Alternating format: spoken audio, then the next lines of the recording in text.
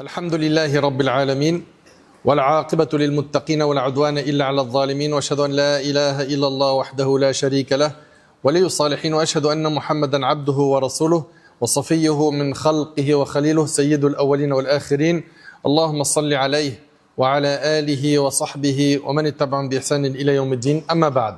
Mes chers frères et sœurs, parlons aujourd'hui du mérite d'appeler à Allah subhanahu wa ta'ala, de faire la da'wah. On vit une époque malheureusement de plus en plus sombre, où les gens voient le mal et le cautionnent, ou ils voient le mal, ils ne le cautionnent pas, mais ils disent rien. Alors que nous, en tant que musulmans, on se doit d'ordonner le convenable et d'interdire le blâmable. Mais aujourd'hui, malheureusement, ceux qui ordonnent le bien et qui interdisent le mal se font de plus en plus rares. Et ceux qui ordonnent le mal et qui interdisent le bien sont de plus en plus nombreux. Il ne fait aucun doute que l'appel à Allah Azza wa Jal constitue un principe fondamental de l'islam.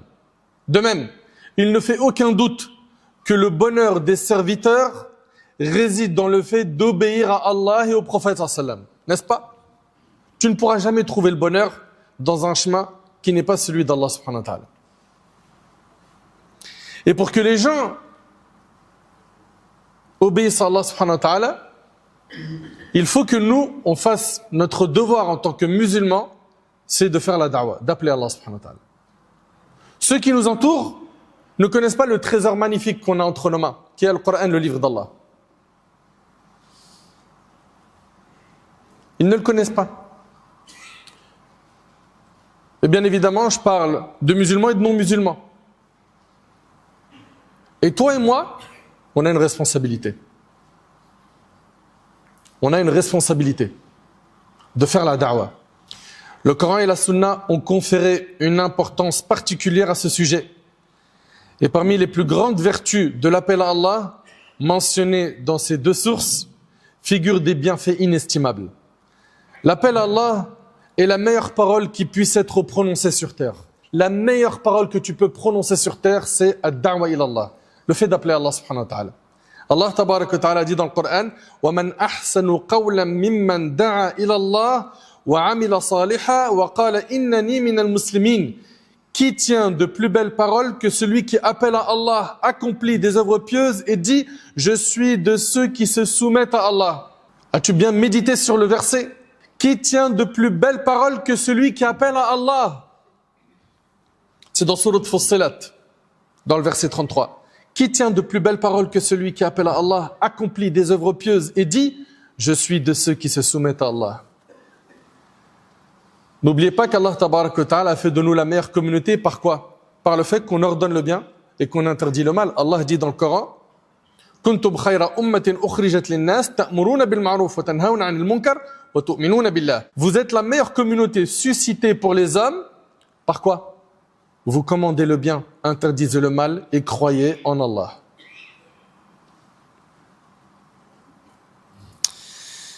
Mujahid rahimahullah a dit, ils sont la meilleure des communautés tant qu'ils respectent les conditions mentionnées dans le verset. Et ça on le retrouve dans Tafsir al-Qurtubi. Tant qu'on ordonne le convenable et qu'on interdit le blâmable, eh ben on est la meilleure umma. L'appel à Allah est une cause pour accéder à la grande miséricorde d'Allah Azza wa Jal. Allah tabarak wa ta'ala il dit وَالْمُؤْمِنُونَ وَالْمُؤْمِنَاتِ بَعْضُهُمْ أَوْلِيَاءُ بَعْضٍ يأمرون بالمعروف وينهون عن المنكر ويقيمون الصلاة ويؤتون الزكاة ويطيعون الله ورسوله أولئك سيرحمهم الله إن الله عزيز حكيم. Les croyants et les croyantes sont alliés les uns des autres. Ils commandent le bien, interdisent le mal, observent la prière, acquittent la zakat et obéissent à Allah et à son messager. Voilà ceux auxquels Allah fera miséricorde. Allah est puissant et sage. On a tous besoin de la miséricorde d'Allah tabarak wa ta'ala. Tous, sans exception. Faisons donc notre travail, à savoir faire la da'wah. L'appel à Allah subhanahu wa ta'ala préserve les serviteurs du châtiment. Oui, Allah tabarak wa ta'ala il dit Lu'ina alladhina kafaru min bani Israël ala lisani Daoud ala lisani Daoud wa Isa ibn Maryam dhalika bima asaw wa kanu ya'tadun kanu la yatanahawna an munkarin fa'aluhu labi'sa ma kanu yaf'alun. Les infidèles parmi les fils d'Israël ont été maudits par David et Jésus, fils de Marie, pour leur désobéissance et leur transgression. Ils ne s'interdisaient pas mutuellement le mal qu'ils commettaient. Par Allah, comme est mauvais ce qu'ils faisaient. Donc si on veut être préservé du châtiment d'Allah, il faut impérativement faire la da'wah. L'appel à Allah subhanahu wa ta'ala est une exigence fondamentale pour quiconque aspire au salut de son âme le jour du jugement. Allah ta'ala il dit وَإِذْ قَالَتْ أُمَّةٌ مِّنْهُمْ لِمَ تَعِظُونَ قَوْمًا اللَّهُ مُهْلِكُهُمْ أَوْ مُعَذِّبُهُمْ عَذَابًا شَدِيدًا قَالُوا مَعْذِرَةً إِلَى رَبِّكُمْ وَلَعَلَّهُمْ يَتَّقُونَ. Interroge-les sur ce groupe d'entre eux qui dit à un autre pourquoi exhortez-vous ces gens qu'Allah va anéantir et punir d'un dur châtiment? Ils répondirent afin de nous innocenter devant votre Seigneur et que peut-être ils le craignent. Là, il y a un point qui est hyper important. C'est que nous, on doit remplir notre rôle en faisant la da'wah. Autour de nous, il y a énormément de façades, énormément de mal, énormément de corruption.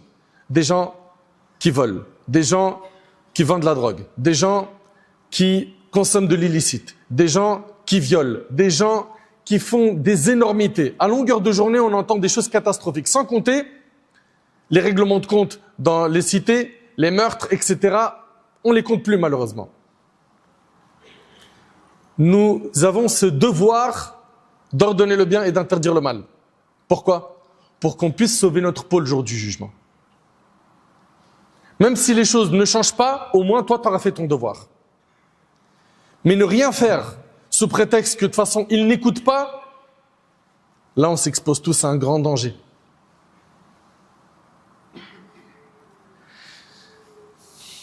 Ils répondirent afin de nous innocenter devant votre Seigneur. Donc nous, il faut qu'on fasse cette da'wah et qu'on continue. Comme ça, au moins, on a une excuse auprès d'Allah le jour du jugement. Ya Rab, nous, on a fait ce qu'on a pu. On a fait ce qu'on a pu. Allah Ta'ala dit وَلْتَكُنْ مِنْكُمْ أُمَّةٌ يَدْعُونَ إِلَى الْخَيْرِ وَيَأْمُرُونَ بِالْمَعْرُوفِ وَيَنْهَوْنَ عَنِ الْمُنْكَرِ وَأُولَئِكَ هُمُ الْمُفْلِحُونَ. Qu'un groupe d'entre vous appelle au bien, ordonne ce qui est approuvé et interdisent ce qui est réprouvé. Et ce sont eux qui réussissent. C'est eux qui réussissent. Ceux qui appellent Allah subhanahu wa ta'ala sont les véritables gagnants. Ils seront heureux yawm al-qiyamah s'ils ont fait ça dans les règles du dîn. Allah ta'ala dit également wal 'asr innal insana lafi khusr illa alladhina amanu wa 'amilus salihat wa tawasaw bil haqqi wa tawasaw bis sabr. Par le temps, l'homme ne cesse de perdre sa personne et son existence. Donc l'homme courra sa perte, sauf qui? Sauf ceux qui croient, accomplissent des bonnes œuvres et s'enjoignent la vérité et la patience. L'appel à Allah est la cause de l'amélioration de la vie des gens, de la diminution du mal, de l'éloignement du châtiment. Notre bien-aimé Muhammad sallallahu alayhi wa sallam dans le hadith de Nu'man ibn Bashir qui est rapporté par l'imam al-Bukhari a dit: celui qui respecte les limites d'Allah et celui qui les transgresse sont semblables à un groupe de gens qui, sur un bateau, tirent au sort. Certains se retrouvent sur la partie supérieure et les autres dans la partie inférieure. Donc, ceux qui pratiquent le dîn de manière sérieuse et ceux qui ne sont pas sérieux dans leur pratique, ils sont à l'image d'un groupe qui ont tiré au sort pour se répartir les étages d'un bateau. Un groupe s'est retrouvé à l'étage supérieur et un autre groupe dans l'étage inférieur. Quand ils puissent de l'eau pour boire, ceux qui se trouvent en dessous passent à côté de ceux qui se trouvent au-dessus et finissent par se dire: si nous faisions un trou dans notre partie de sorte à ne pas déranger ceux qui sont au-dessus. Ça veut dire quoi? Ça veut dire qu'en fait, ceux qui sont dans l'étage inférieur, ils sont à l'image des désobéissants, ceux qui sont loin d'Allah. Et ceux qui sont à l'étage supérieur, c'est ceux qui craignent Allah et qui font le nécessaire pour bien pratiquer la religion. Ici, dans le hadith, le prophète sallallahu alayhi wa sallam nous dit que ceux qui sont en bas ils se sont dit, au lieu de déranger ceux qui sont en haut, à chaque fois on va monter pour aller puiser de l'eau, eh ben on fait un trou là où on est, dans le bateau, comme ça on aura accès à l'eau. Mais s'ils font ce trou, qu'est-ce qui se passe? Le bateau il va couler. Et s'il coule, vous êtes bien d'accord que les pieux et les impies, ils vont tous couler, oui ou non? Si le bateau coule, c'est les pieux et ceux qui sont loin d'Allah, ils vont tous couler. Comprenez l'image, nous sommes tous dans un immense bateau où il y a des gens qui obéissent à Allah et des gens qui lui désobéissent. Si on ne fait pas le nécessaire pour les freiner face au péché, face à la désobéissance, le bateau va couler. On sera frappé par un châtiment d'Allah, comme cela est relaté dans plusieurs textes de notre religion. Ainsi, si les gens d'en haut les laissent faire, tous périront. Tandis que s'ils les en empêchent, tout le monde sera sauvé. Et le hadith est rapporté par l'imam al-Bukhari. Hudhayfa ibn al-Yaman relate que le prophète sallallahu alayhi wa sallam a dit: par celui qui détient mon âme dans sa main, ordonnez le bien et interdisez le blâmable, sans quoi, peu s'en faut qu'Allah ne vous envoie l'un de ses châtiments, vous l'invoquerez alors, mais il ne vous exaucera pas. Et c'est rapporté par Tirmidhi. C'est terrible. Faire la da'wah, mes chers frères, mes chères sœurs, c'est plus précieux que les biens les plus chers de cette vie. D'après Sahl, radiyallahu anhu, le prophète sallallahu alayhi wa sallam a dit: je jure par Allah qu'Allah guide à travers toi un seul homme est meilleur pour toi que de posséder des chamelles rousses. Et c'est rapporté par Bukhari et Muslim. Et les chamelles rousses étaient à leur époque parmi les plus grandes des richesses. Qu'une seule personne soit guidée par ta cause. Tu as fait preuve de sagesse, tu as patienté avec lui, ou toi, ma sœur, tu as patienté avec ta sœur, tu as vu en elle beaucoup de désobéissance, tu as pris sur toi, tu as fait preuve de sagesse, tu l'as appelé Allah subhanahu wa ta'ala jusqu'à ce que cette personne se soit repentie. Si tu as été la cause du repentir d'une personne, sache que tu as énormément gagné. Ça vaut mieux que toutes les richesses de ce bas monde. Subhanallah. Le prophète sallallahu alayhi wa sallam a dit: certes, celui qui montre un bien est comme celui qui l'a fait. Et c'est rapporté par Tirmidhi. Montre le bien aux gens.